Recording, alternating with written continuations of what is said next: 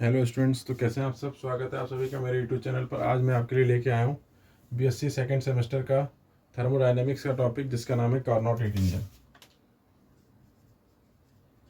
Carnot heat engine. तो समझते हैं क्या होता है कार्नोट हीट इंजन, किस तरह से ये कार्य करता है। ये सारा प्रोसेस आज हम इस वीडियो लेक्चर में जानेंगे। तो सबसे पहले इसका थोड़ा सा बैकग्राउंड बताते हैं। 1824 में सोडी कार्नोट वॉज द पर्सन, ये एक पर्सन थे जिन्होंने थ्योरेटिकली इस हीट इंजन को इम्प्लीमेंट किया था और बताया था कि ये जो है सारे प्रैक्टिकल इम्परफेक्शन से अवे होगा। ये एक तरह का थ्योरेटिकल इंजन था जिसको हम लोग प्रैक्टिकल में कभी भी इम्प्लीमेंट नहीं कर सकते। It was completely a theoretical engine and this was a theoretical engine which can not be realised in practice. तो क्या होता है इस तरह का इंजन, और ये एक तरह का आइडियल इंजन उन्होंने कंसिडर किया था। क्या होता है हीट इंजन जानते हैं, कितने इसके पार्ट्स होते हैं, ये सब इस लेक्चर में आज जानेंगे। तो चलिए शुरू करते हैं। अगर आप हमारे चैनल पर नए हैं और चैनल को सब्सक्राइब नहीं किया तो सब्सक्राइब करें, ज़्यादा से ज़्यादा ग्रुपों में इस वीडियो लेक्चर को शेयर करें। और चलिए शुरू करते हैं। तो देखिए, सबसे पहले आइडियल हीट इंजन को पढ़ने के लिए इसके 4 पार्ट्स के बारे में स्टडी करना होगा। उन 4 पार्ट्स का यूज़ होता है इस हीट इंजन में। तो सबसे पहला पार्ट है सोर्स। तो first part of this heat engine is source. क्या होता है जानते हैं। देखिए, ये एक तरह का पार्ट होता है।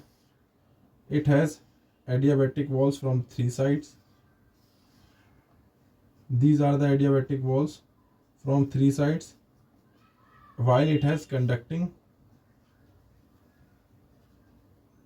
out uppermost surface। जो इसकी uppermost surface होती है वो conducting होती है और 3 साइड से इसमें adiabatic walls होती है। इसको हम लोग कहते हैं source and it is placed at temperature T1. It has the tremendous amount of heat inside.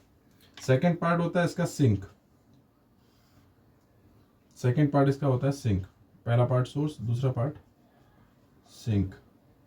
क्या होता है सिंक, समझते हैं। देखिए, sink is also has 3 adiabatic walls and up side is conducting surface. तो ये 3 adiabatic walls हो गई इसकी, और जो इसकी अप साइड होती है, अपवर्ड साइड में ये कंडक्टिंग सरफेस होती है। इसे हम लोग कहते हैं sink and sink is placed at temperature T2। ये टेम्परेचर T2 पर रहती है। उसकी अपर सरफेस भी होती है कंडक्टिंग, जिसकी अपर सरफेस भी कंडक्टिंग होती है। बात करते हैं तीसरे पार्ट की। सो कंडक्टिंग है ये, this is conducting surface. Now third part जो होता है वो मोस्ट इंपॉर्टेंट पार्ट, जो इसका हालांकि इंपॉर्टेंट सारे पार्ट है, cylinder. The third part is cylinder. क्या होता है cylinder. Cylinder is basically a thermodynamic system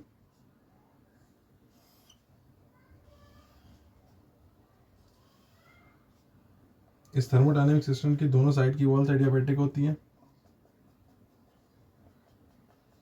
जिससे कि हीट ट्रांसफर नहीं होती है। और बेस इसका जो होता है वो कंडक्टिंग होता है। इसमें एक पिस्टन लगा होता है which can be move upward and downward. This is the piston, इसमें हम कहते हैं पिस्टन। ये आपका सिलेंडर होता है, जिसके आप देख सकते हैं एक तरह से लेफ्ट साइड, राइट साइड और ये पिस्टन तीनों जो होते हैं एडियाबैटिक होते हैं, जिससे कि कोई भी अमाउंट ऑफ हीट इससे बाहर नहीं जा सकती तीनों साइड से। नीचे की साइड कंडक्टिंग होती है, कंडक्टिंग साइड होती है। और इसे हम लोग कहते हैं, इसके अंदर जो फील्ड होता है उसे कहते हैं working substance. Working substance. Sadi Carnot ने अपने आइडियल हीट इंजन में वर्किंग सब्सटेंस लिया था perfect gas. 1 mole of perfect gas इन्होंने एज अ वर्किंग सब्सटेंस लिया था। चलिए लास्ट पार्ट की बात करते हैं, which is stand. Fourth part की बात करते हैं, और फोर्थ पार्ट इनका होता है स्टैंड। और ये जो स्टैंड होता है आपका, ये पूरा पूरा इंसुलेटिंग स्टैंड होता है। ये है stand and it is completely insulating. तो देखिए, ये 4 पार्ट होते हैं कार्नोट हीट इंजन के। First one is source, second one is sink. Source हमेशा टेम्परेचर T1 पे रहता है और T1 is always greater than T2 होता है। Source temperature is always high than the sink. Third part आपका सिलेंडर होता है जिसके अंदर वर्किंग सब्सटेंस फिल होता है, और हम सोडी कार्नोट ने अपने आइडियल हीट इंजन में वर्किंग सब्सटेंस जो है वो 1 मोल ऑफ परफेक्ट गैस माना था। फोर्थ पार्ट इसका होता है स्टैंड। चलिए, तो इस तरह से 4 पार्ट हो गए। अब ये कैसे प्रोसेस काम करता है, कैसे इसकी एफिशिएंसी कैलकुलेट करती है, ये सब इसमें जानेंगे।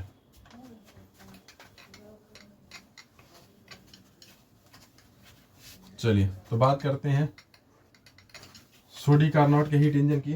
तो हीट इंजन को समझने से पहले ये एक तरह की साइकिल की फॉर्म में होता है, जिसका अगर हम आपको डायग्राम बना के दिखाएं इसका ग्राफ, तो ग्राफ कुछ इस तरह से बनता है इसका। It is basically a cycle, और इसी साइकिल के अकॉर्डिंग हम जो है पूरा प्रोसेस करेंगे, और ये पूरा प्रोसेस इसी साइकिल के अकॉर्डिंग होता है। तो देखिए, सबसे पहले प्रोसेस होता है हमारा isothermal expansion. First process is isothermal expansion. तो आइसोथर्मल एक्सपेंशन में होता क्या है कि सबसे पहले हम जो है पूरे सिलेंडर को सोर्स पे रखते हैं। सिलेंडर सपोज कर लेते हैं, ये सिलेंडर है। थोड़ी देर के लिए ब्लॉक डायग्राम के थ्रू हम आपको समझा रहे हैं। ये आपका सिलेंडर है और इसको हमने जो है सोर्स पे रख दिया। This is source. सपोज कर लेते हैं ये आपका ब्लॉक डायग्राम है, क्योंकि सिलेंडर की शेप जो है मैंने पहले दिखाई थी वो उस तरह से बनती है। तो सपोज कर लेते हैं सिलेंडर है और ये सोर्स है। सबसे पहले सिलेंडर को सोर्स पे रखते हैं और पिस्टन को ऊपर की ओर खींचते हैं। अगर मैं प्रॉपर तरीके से डायग्राम ही बना दूं तो ज़्यादा आसान रहेगा मेरे हिसाब से आपके लिए। चलिए, मैं इसका डायग्राम ही आपके सामने बना देता हूँ। चलिए, तो ये डायग्राम है, मैंने आपको डायग्राम आपके सामने बना दिया, जिसमें आप देख सकते हैं कि जो सिलेंडर है, this cylinder is placed at the source. ये सिलेंडर है, इसको हमने सोर्स के ऊपर रख दिया। यहाँ पर आपकी जो है वर्किंग सब्सटेंस भरा है 1 मोल ऑफ आइडियल गैस। अब देखिए, जैसे जैसे हम क्या करते हैं कि इस पिस्टन को अपवर्ड मूव करते हैं। हम जैसे ही पिस्टन को अपवर्ड मूव करते हैं तो ये गैस एक्सपेंड होने लगती है। जैसे ही गैस एक्सपेंड होगी तो इसका टेम्परेचर फॉल होगा। अब जैसे ही गैस का टेम्परेचर फॉल होता है तो सोर्स से अमाउंट ऑफ हीट ट्रांसफर होने लगती है गैस को, और सोर्स से जैसे ही अमाउंट ऑफ हीट ट्रांसफर होती है गैस को, तो गैस आ जाती है अपने इनिशियल टेम्परेचर पर। मीन टू से temperature through out the process remains constant. फिर से आप समझिए अगर आपको डाउट हो तो। देखिए, मैंने क्या करा कि सबसे पहले सिलेंडर को मैंने सोर्स पे रखा and piston is move upward. जैसे ही पिस्टन को ऊपर मूव करते हैं गैस एक्सपेंड करने लगती है, और जब कभी भी कोई गैस एक्सपेंड होती है तो उसका टेम्परेचर डाउन होता है। टेम्परेचर डाउन होने पे सोर्स से अमाउंट ऑफ हीट ट्रांसफर होने लगी वर्किंग सब्सटेंस को, और now the complete process is placed at the same temperature T1। तो यहाँ पर T1 जो है वो कांस्टेंट है, और जब कभी भी किसी भी प्रोसेस में टेम्परेचर कांस्टेंट होता है तो वो प्रोसेस आपका होता है आइसोथर्मल प्रोसेस, इसलिए इस प्रोसेस का नाम है आइसोथर्मल। तो हमने isothermally placing at the constant temperature T1 gas को एक्सपेंड किया from volume V1 to V2। तो यहाँ पर कोई पॉइंट बना लेते हैं। यहाँ पर वॉल्यूम है हमारा, सपोज कर लेते हैं V1, and gas is expand from V1 to V2। ये पॉइंट A है और ये पॉइंट B है। यहाँ पर प्रेशर P1, वॉल्यूम V2, यहाँ प्रेशर P2, वॉल्यूम V2। हमने गैस के वॉल्यूम को एक्सपेंड किया और टेम्परेचर को कांस्टेंट रखा। Through out the process temperature remain constant which is T1। अब ये हमारा प्रोसेस हो गया जिसमें कि गैस का टेम्परेचर कांस्टेंट रहा, और ये आइसोथर्मल प्रोसेस है। तो इस आइसोथर्मल प्रोसेस में कितना वर्क डन होगा वो यहाँ पर हम कैलकुलेट करेंगे। तो देखिए, थर्मल एक्सपेंशन के थ्रू टू वर्क डन कितना होगा। तो आप लोगों ने अगर ना देखा हो तो हमारे प्रीवियस वीडियो में जाके देख सकते हैं कि थर्मल आइसोथर्मल एक्सपेंशन में वर्क डन कितना होता है। तो देखिए, work done that will be equal to amount of heat given, तो that will be equal to P dV। Now we are increasing the volume from V1 to V2, that will be V1 to V2। अब यहाँ पर बात करें कि for an ideal gas PV is equal to RT। हमने बताया आपको पहले ही कि हम ये 1 मोल ऑफ आइडियल गैस या परफेक्ट गैस ले रहे हैं, तो PV is equal to RT। It means P is equal to RT upon V।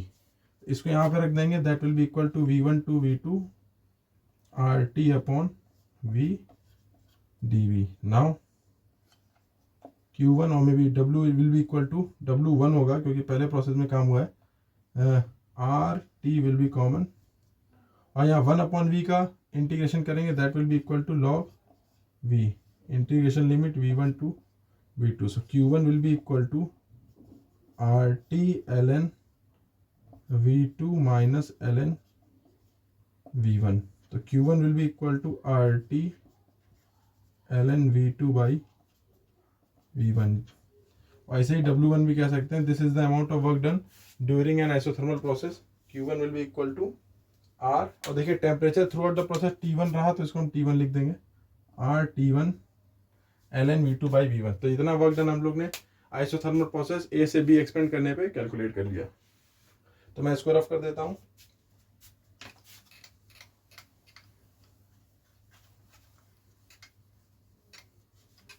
चलिए अब इस नेक्स्ट प्रोसेस में देखिए, आपने देखा कि हमने इस प्रोसेस में क्या किया, टेम्परेचर को कांस्टेंट बना के पिस्टन को ऊपर उठाया। It mean to say gas absorb the amount of heat Q1 and expand the volume from V1 to V2 moving from point A to B। Now अब हम नेक्स्ट प्रोसेस में अपने क्या करेंगे, अब हम अपने जो वर्किंग सब्सटेंस है सिलेंडर को, उसको हम रखेंगे अब स्टैंड पर। और सेकेंड प्रोसेस का नाम होगा adiabatic expansion. Now the second step will be adiabatic expansion. किस तरह से वर्क करेगा देखते हैं। तो ये हमने मान लिया कि हमने वर्किंग सब्सटेंस अपना, ये हमारा वर्किंग सब्सटेंस है, इसके ये सॉरी माफ़ कीजिएगा, ये हमारा सिलेंडर है, इसमें पिस्टन लगा हुआ है।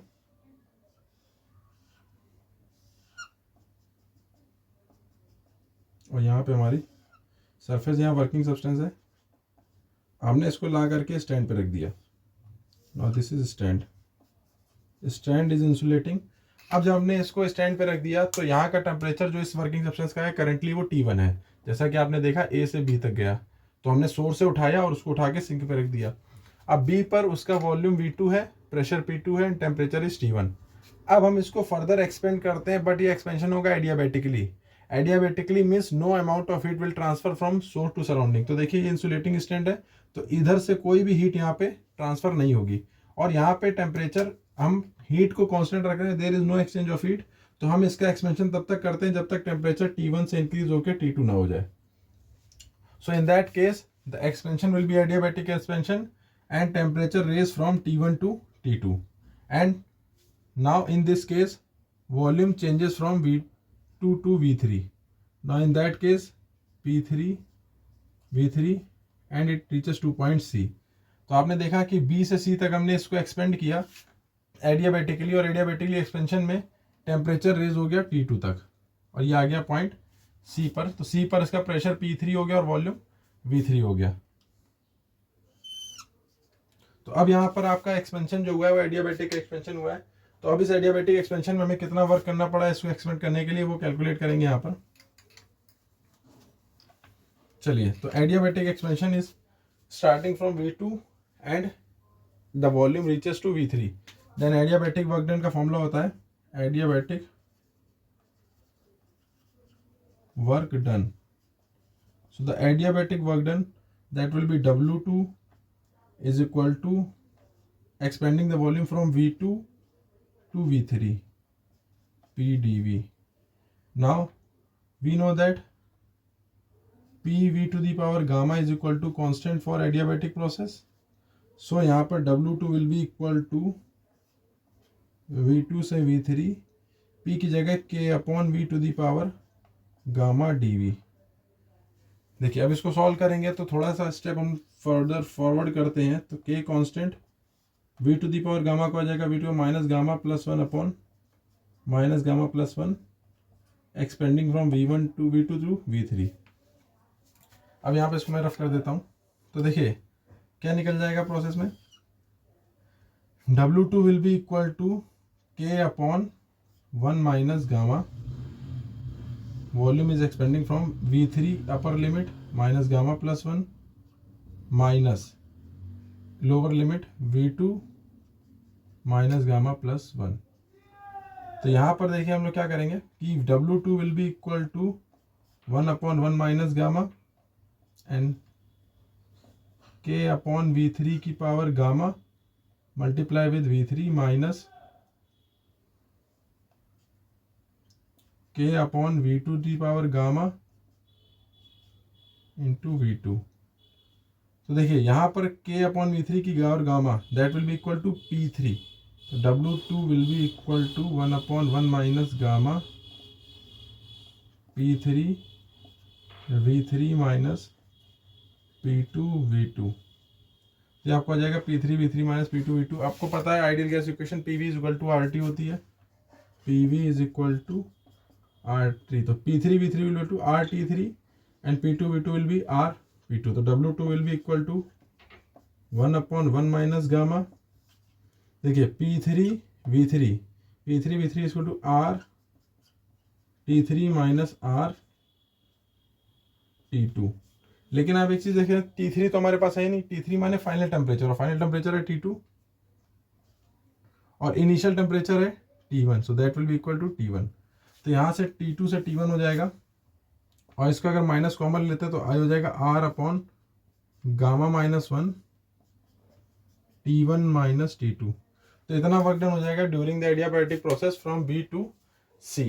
तो ये आपने वर्क डन निकाल लिया, that will be R upon gamma minus 1 T1 minus T2। जो हमने वर्क डन W1 निकाला है, और ये हमारा हो गया वर्क डन, वो था A टू B प्रोसेस, और ये जो वर्क डन W2 निकाला है that is from B to C process. ये हमारा सेकेंड प्रोसेस हो गया इस कार्नोट हीट इंजन की साइकिल का। चलिए, ये तो हो गया हमारे दो प्रोसेस। अब हम थर्ड प्रोसेस की बात करेंगे। अगर आपको हमारा वीडियो पसंद आ रहा हो, समझ में आ रहा हो, तो हमारे चैनल को लाइक करें, शेयर करें, और ज़्यादा से ज़्यादा ग्रुप में इसको भेजें, जिससे कि और भी लोग इस free of cost video lecture का फ़ायदा उठा सकें। चलिए, अब हम बात करते हैं अपने नेक्स्ट प्रोसेस की। देखिए, सबसे पहला प्रोसेस थोड़ा सा रिमाइंड करा देता हूँ, बड़ा है। सबसे पहले हमने अपने वर्किंग सब्सटेंस को रखा सोर्स पर, देन हमने उससे उठा करके वर्किंग सब्सटेंस को रखा स्टैंड पर। Now our third process is isothermal compression. Third topic है हमारा isothermal compression. It means now we will compress the gas. So in this case, what we do, we just place the cylinder, ये cylinder है,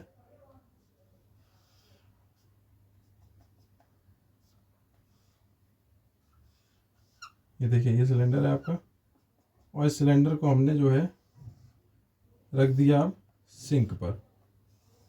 Now we place the cylinder into over the sink which has the temperature T2. अब यहाँ पर compression, it means the working substance will be compressed. तो piston move downward, piston moves downward। अब इस case में हम क्या करेंगे, देखिए जो गैस इस समय करंटली वर्किंग सब्सटेंस के अंदर, जो गैस समय सिलेंडर के अंदर फिल्ड है, उसका टेम्परेचर है T2 because it is at the state C। अब हम इस गैस को आइसोथर्मली कंप्रेस करेंगे। तो आइसोथर्मली जब हम गैस को दबाएंगे तो इसका टेम्परेचर रेज होगा। अब जब टेम्परेचर इसका रेज होगा तो उससे हीट जनरेट होगी, and that heat will be transferred into sink. और जब वो हीट सिंक में ट्रांसफर हो जाएगी तो that will be remain at the same temperature T2।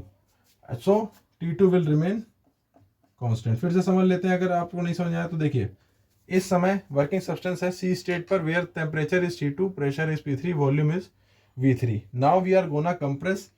तो जब कंप्रेस करेंगे पिस्टन को, तो ये जो गैस है, किसी भी गैस को कंप्रेस करने में उसका टेम्परेचर बढ़ता है। इसका टेम्परेचर रेज होगा T2 से जब इसका टेम्परेचर रेज होगा तो हम क्या करें, उससे हीट जनरेट होगी, एंड हीट जो जनरेट होगी that will transfer to sink. जब वो सिंक को ट्रांसफर होगी तो उसका टेम्परेचर वापस T2 आ जाएगा। Mean to say we will compress unless until we make temperature T2 constant. जब टेम्परेचर T2 जो हो जाएगा कांस्टेंट। अब जब कंप्रेस करेंगे तो वॉल्यूम डिक्रीज होगा, so we consider the volume decreases from V3 to V4। तो ये हमारा प्रोसेस हो जाएगा P1 P2 P3 P4 V4 at a constant temperature T2. This will remain at a constant temperature T2. Mean to say the gas is passing from C to D isothermally, and volume is decreasing from V3 to V4 at a constant temperature T2। और जब temperature constant है तो ये process आपका हो जाएगा isothermal process. तो देखिए, इस प्रोसेस के ड्यूरिंग कितना वर्क डन करना पड़ेगा हम लोग को, चलिए देखते हैं हम लोग। तो देखिए, जब वॉल्यूम को हमने V3 से V4 करा, so work done will be equal to integration V3 to V4 PdV, और PV equal to RT for adiabatic होता है, तो that will be equal to V3 to V4 P equal to RT upon VdV। देखिए, पूरा process जो हो रहा है वो T2 पर हो रहा है, सो V3, तो इसको हम ऐसे लिख सकते हैं RT2 v3 to v4 1 upon v dv। 1 upon v का इंटीग्रेशन हो जाएगा log v, so w will be equal to this process w3 r t2 ln v from v3 to v4। now r t2 ln which is log v4 minus log v3, तो w3 will be equal to r t2 ln v4 by v3। तो ये हो जाएगा आपका from v3 to v4, but ये expand हो रहा है तो हम ये भी लिख सकते हैं इसको minus R T two L N v3 by v4 because we are decreasing the volume from v3 to v4। तो ये हो जाएगा third work done, that is w3। और ये जो वर्क डन हुआ, this work done is isothermal, this work done is during the isothermal process. तो देखिए तीन प्रोसेस तो हमारे कंप्लीट हो गया। First process was isothermal at the constant temperature T1, second process was adiabatic at changing from temperature T1 to T2। now the third process which is from C to D, which is the compression of gas at a constant temperature T2। चलिए अब बात करते हैं हमारे next process की। चलिए fourth process क्या होगा। फोर्थ प्रोसेस में हम लोग इसको आइसोथर्मली कंप्रेस करेंगे। तो fourth process is isothermally compression, या सॉरी माफ करिएगा, adiabatic compression, adiabatically compression। now the fourth process during this heat engine is adiabatic compression। adiabatic compression में हम लोग क्या करेंगे, now we will place again the cylinder over the stand। तो देखिए ये सिलेंडर हम लोग बना लेते हैं।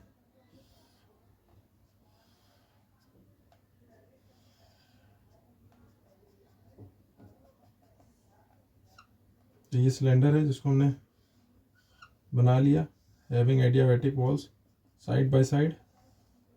Now it is placed over stand which is insulating. Working substance इसके अंदर फिल है और आपका ये स्टैंड है। And it is adiabatic compression. Now the piston is moves downward, piston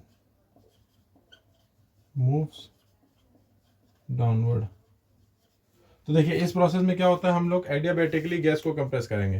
तो चलिए समझते हैं। Currently gas is at the state D and at D state इसका प्रेशर है P4, वॉल्यूम इज V4। इसको यहाँ से हटा देते हैं।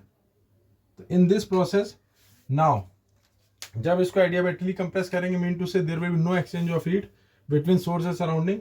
तो इसका टेम्परेचर T2 से जो है फॉल होगा, इंक्रीज होगा, और इंक्रीज होकर के देखिए जब भी किसी गैस को कंप्रेस करते हैं तो उसका टेम्परेचर इंक्रीज होता है। तो टेम्परेचर T2 से इंक्रीज होकर के तब तक इसको कंप्रेस करेंगे जब तक इसका टेम्परेचर T1 ना हो जाए। तो ये जब T1 हो जाएगा, कंप्रेस करेंगे तो वॉल्यूम डिक्रीज होगा। तो देखिए वॉल्यूम डिक्रीज हो रहा है और प्रेशर बढ़ा रहे हैं तो प्रेशर इज इंक्रीजिंग। तो देखिए इस प्रोसेस में A to D वॉल्यूम यहाँ पर V4 था और वॉल्यूम पहुँच गया V1 पे।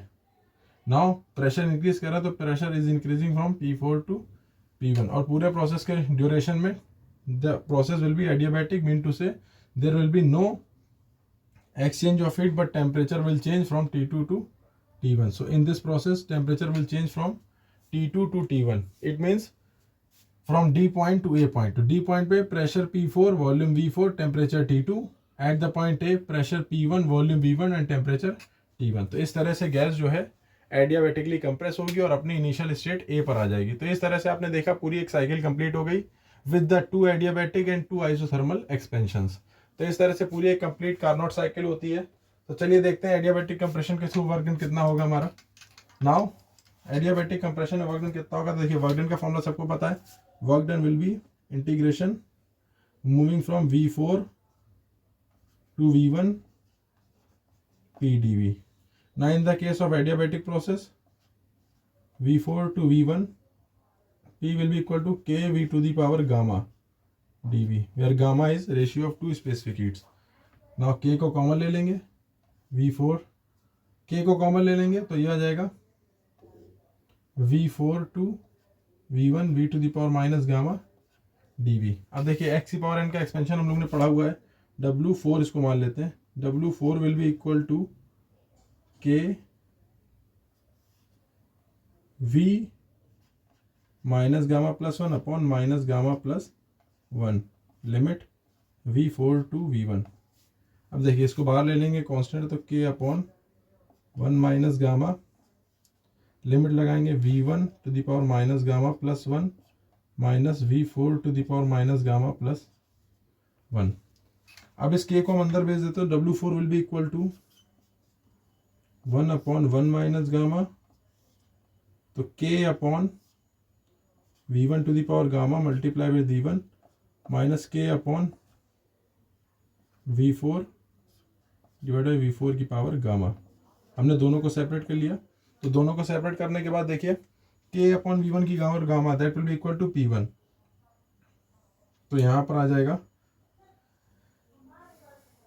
1 upon 1 minus gamma, K upon V1 की पावर गामा विल बी, देखिए एडियाबैटिक प्रोसेस के लिए PV to the power gamma is equal to constant होता है, तो कॉन्स्टेंट को हम K मान लेते हैं। तो देखिए P will be equal to K upon V to the power gamma. तो देखिए K अपॉन V1 की power gamma that will be equal to P1 V1 minus P2, sorry माफ कीजिएगा P4 V4 by ideal gas equation PV is equal to RT। देखिए ideal gas equation होती है PV is equal to RT, तो P1 V1 that will be RT1, P4 V4 equal to RT4, so that will be equal to 1 minus gamma RT1 minus RT4। अब देखिए T4 तो हमारे पास कोई है नहीं, तो यहाँ पर हम बात करते हैं कि ये T1 था और T4 की बात की जाए तो T4 यहाँ पर हमारा क्या होगा, देखने वाली बात है। T4 हमारा हो जाएगा T2 mean to say fourth point पे, और टेम्परेचर कितना था 2, तो that will be equal to 2 mean to say at the point D temperature was T2 which is T4।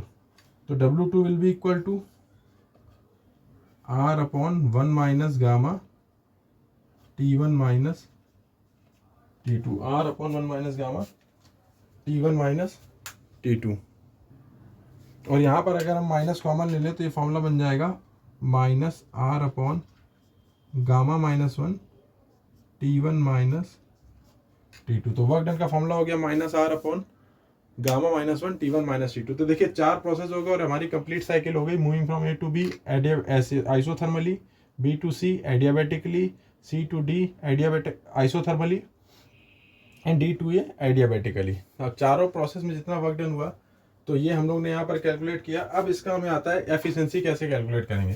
तो चलिए अब इसकी एफिशिएंसी का पार्ट हम लोग कैलकुलेट करते हैं, कैसे इसकी एफिशिएंसी निकाली जाएगी। तो उसको निकालने के लिए सबसे पहले कंप्लीट वर्क डन निकालेंगे कितना हुआ इस प्रोसेस में। अगर आपको टॉपिक नोट करना हो तो आप इसका स्क्रीनशॉट लेकर के आराम से नोट कर सकते हैं। चलिए अब इसकी एफिशिएंसी की कैलकुलेशन करेंगे, तो उसकी कैलकुलेशन करने से पहले टोटल वर्क डन निकालना पड़ेगा। So the total work done, तो work done in complete process will be W is equal to W1 plus W2 plus W3 plus W4। और चारों का सम देखिए, चारों एक्सप्रेशन मैंने निकाले हैं, उसको चारों को यहाँ पर जोड़ देंगे तो देखिए वर्क डन टोटल कितना निकलेगा। देखिए पहले एक्सपेंशन में मैंने वर्क डन निकाला था W1 which was Q1 R T1 ln V2 by V1, ये आपका था V2 बाई V1 प्लस ये आपका था R अपॉन गामा माइनस 1 जो कि एडियाबेटिक एक्सपेंशन में था T1 माइनस T2। थर्ड आपका था W3 प्रोसेस में जो कि आपका था RT2 ln V3 by V4, लेकिन ये माइनस का था, V3 बाई V4 ये माइनस का था। और फोर्थ आपका था वर्क डन विच वॉज, वो भी माइनस का था आपका R upon gamma minus 1 T1 minus T2। तो देख सकते हैं आप सेकेंड और फोर्थ स्टेप एक दूसरे को कैंसिल कर देंगे, तो आपका जो कंप्लीट वर्क डन बचेगा that will be equal to R T1 ln V2 by V1 minus R T2 ln V3 by V4। तो इसको कोई इक्वेशन हम लोग कंसीडर कर लेते हैं। चलिए तो इस तरह से टोटल वर्क डन जो हमारा निकला that is R T1 ln V2 by V1 and R T2 ln V3 by V4। अब इसको हम कैसे फर्दर सॉल्व करेंगे तो इसको देखते हैं। तो इसको हम लोग इक्वेशन कंसीडर कर लेते हैं कोई A। तो देखिए टोटल वर्क डन को आप कैसे कैलकुलेट करेंगे, ऊपर वाले पॉइंट को आप नोट कर लीजिएगा या तो इसका स्क्रीनशॉट ले लीजिएगा। चलिए देखिए, यहाँ कैलकुलेट करने के लिए देखिए हमें पता है कि while reaching from V1 to V2 the process was isothermal and while reaching from V3 to V4, माफ करिएगा, यहाँ पर हमको जो है वर्क डन निकालना है। और वर्क डन निकालने के लिए हम लोग दो एडियाबैटिक प्रोसेस की बात करते हैं, प्रोसेस B to C। अगर प्रोसेस B to C की बात करें तो B और C की बात करी जाए तो B और C में देखिए B to C जब पास हो रहा है तो यहाँ पर जो आपका वॉल्यूम B पर था V2 और C पर वॉल्यूम था आपका V3, तो यहाँ पर वॉल्यूम V2 और V3 था और टेम्परेचर T1 और T2 था। तो एडियाबैटिक प्रोसेस था यहाँ पर। तो एडियाबैटिक प्रोसेस के लिए फॉर्मूला होता है TV to the power gamma -1 is equal to constant. Constant कोई मान लेते हैं। तो बात करें आपके बी पॉइंट की, तो बी पॉइंट पे टेम्परेचर था आपका T1, वॉल्यूम था V2 की power gamma -1 is equal to, C point की बात करें तो टेम्परेचर हो गया था T2, वॉल्यूम था V3 की पावर गामा -1। तो यहाँ से T1 बाई T2 आपको कितना मिलेगा, V3 अपॉन V2 की पावर गामा -1। इसको मान लेते हैं कोई इक्वेशन बी। अब नेक्स्ट एडियाबैटिक प्रोसेस की बात करते हैं। तो नेक्स्ट एडियाबैटिक प्रोसेस आपका है D2A, प्रोसेस D2A। तो फिर वही formula TV to the power gamma -1 equal to constant. तो देखिए डी पॉइंट पे टेम्परेचर था T2, तो T2 वॉल्यूम था V4 की power gamma -1 is equal to, ये आपका पॉइंट था temperature T1, V1 to the power gamma -1। तो यहाँ से आप अगर देखेंगे तो T1 बाई T2 हो जाएगा V4 अपॉन V1 की power gamma -1 equal to T1 by T2। इसको इक्वेशन सी मान लेते हैं। बी और सी इक्वेशन में देखिए T1 बाई T2 कॉमन है, तो by equation B and C, तो V3 बाई V2 की power gamma -1 will be equal to V4 by V1 की पावर गामा -1। तो देखिए दोनों की जो पावर है वो कंपेयर हो जाएगी और पावर कंपेयर हो जाने के बाद इनका जो फॉर्मूला बनेगा वो फाइनली आप नोट कर लीजिएगा। इसका जो फाइनली फॉर्मूला बनेगा वो फॉर्मूला होगा आपका, यहाँ पर देख सकते हैं जो फॉर्मूला बनेगा, that will be equal to V3 by V2 is equal to V4 by V1। हमें क्या चाहिए देख लीजिए यहाँ पर, इसको RT1 है ये, V2 बाई V1। तो हम इसको अगर अल्टरनेट करें तो देखिए V3 by V4 is equal to V2 by V1। तो देखिए V3 by V4 will be equal to V2 by V1। तो by equation A W will be equal to RT1, और देखिए RT1 आपने यहाँ लिख दिया। अब V2 बाई V1 कितना हो गया, V3 बाई V4, तो हम लोग देंगे V2 by V1 minus RT2 ln V3 by V4 को हम लोग देंगे V2 बाई V1।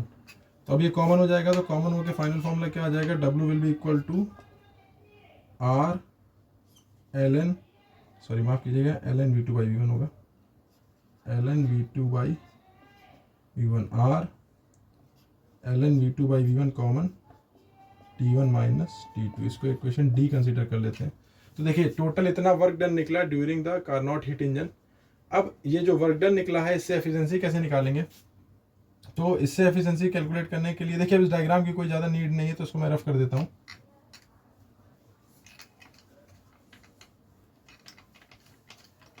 चलिए तो वर्क डन कैसे निकलेगा, देखिए वर्क डन इतना निकला, नाउ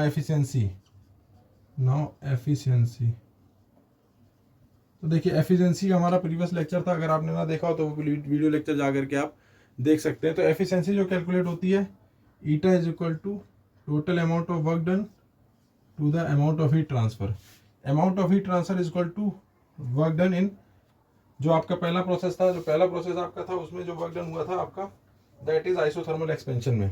तो ये आपका हो जाएगा work done is equal to R ln V2 by V1 and bracket में R T1 minus T2 ln V2 by V1। Amount of heat transfer हुई थी R T1 ln V2 by V1। तो देखिए क्या कैंसिल हो जाएगा, R से R cancel हो जाएगा और ये पूरा प्रोसेस लॉग वाला कैंसिल हो जाएगा। तो eta will be equal to T1 minus T2 by T1 and eta will be equal to 1 minus T2 by T1। तो ये कंप्लीट एफिशिएंसी हो गई कार्नोट इंजन की। तो इस तरह से हमने जो फाइनल एक्सप्रेशन निकालना था वो था कार्नोट इंजन की efficiency, that is 1 minus T2 by T1। तो ये आज का पूरा टॉपिक था जिसमें हम लोगों ने सबसे पहले समझा कितने पार्ट्स होते हैं आपके कार्नोट हीट इंजन के, फिर उन पार्ट्स का क्या यूज़ होता है उसके ड्यू टू हमने पूरी कार्नोट साइकिल को स्टडी किया। कार्नोट साइकिल को स्टडी करने के बाद हर साइकिल के लिए हमने वर्क डन निकाला। वर्क डन निकालने के बाद हमारा एफिशिएंसी कैलकुलेट करी और एफिशिएंसी आ गई eta is equal to 1 minus T2 by T1। This is the efficiency of Carnot heat engine. इतने में अगर आपको कोई डाउट हो तो आप कमेंट सेक्शन में पूछ सकते हैं। बाकी वीडियो अगर पसंद आया और समझ में आया हो तो हमारे चैनल को लाइक करें और ग्रुपों में शेयर करें। चलिए अब एक छोटा सा पॉइंट इसमें और पूछा जाता है कि how we can increase the efficiency of a Carnot heat engine. एक चीज़ और ध्यान रखिएगा कि ये जो कार्नोट हीट इंजन है it is completely a reversible process. ये पूरा रिवर्सिबल प्रोसेस है और इस पूरे रिवर्सिबल प्रोसेस में there is no loss of heat by any chance. तो Carnot heat engine is a reversible process. तो ये पूरा रिवर्सिबल प्रोसेस है और रिवर्सिबल प्रोसेस आइडियल होता है, तो इसलिए कार्नोट हीट इंजन भी आपका कंप्लीटली आइडियल होता है। Now how we can improve the efficiency. तो एफिशिएंसी को इम्प्रूव कैसे किया जा सकता है, देखिए उसके दो प्रोसेस हैं। एफिशिएंसी को इम्प्रूव करने के लिए यहाँ पे दो तरीके हैं। पहला, जो हीट सोर्स है अगर उसके टेम्परेचर को कांस्टेंट रखें, mean to say keeping T1 constant, T1 को कांस्टेंट रखें एंड जो हीट सिंक का टेम्परेचर है दैट इज T2 को हम लो करते जाएं। If we low the temperature of sink that is T2 at the constant T1 so we can improve the efficiency. Efficiency को इम्प्रूव कर सकते हैं।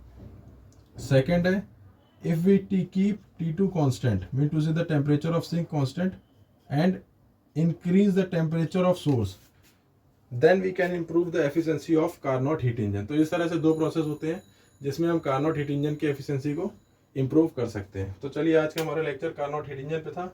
उम्मीद है कि आपको पसंद आया होगा। अगर किसी पॉइंट में डाउट हो तो हमसे पूछ सकते हैं। बाकी वीडियो पसंद आए तो लाइक करें, शेयर करें, सब्सक्राइब करें।